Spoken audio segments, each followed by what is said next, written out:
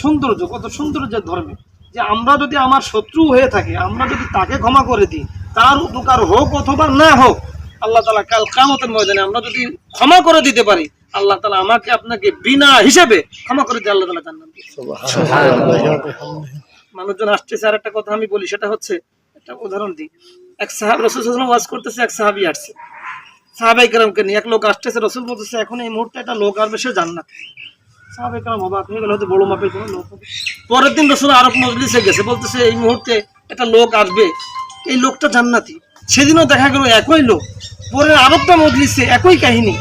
তখন সাহাবায়ে কেরাম ওই লোকের পাশ গেল যে এ কি আমল করে যে দুনিয়াতে একটা সাধারণ মানুষ জান্নাতের সার্টিফিকেট রাসূল দিয়ে দিল।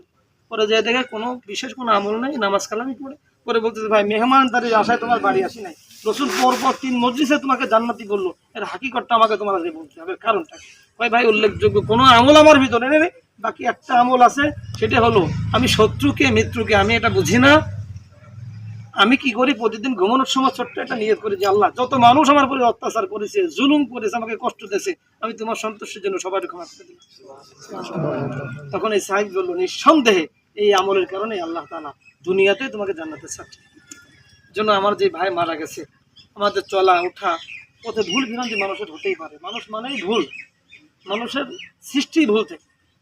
এই জন্য আমরা খাস করে যদি কোনো ভুল ত্রুটি করে থাকে, আমরা ক্ষমা করে দিলে আল্লাহ তাআলা আমাদেরকে পরকালে ক্ষমা করে দিবে।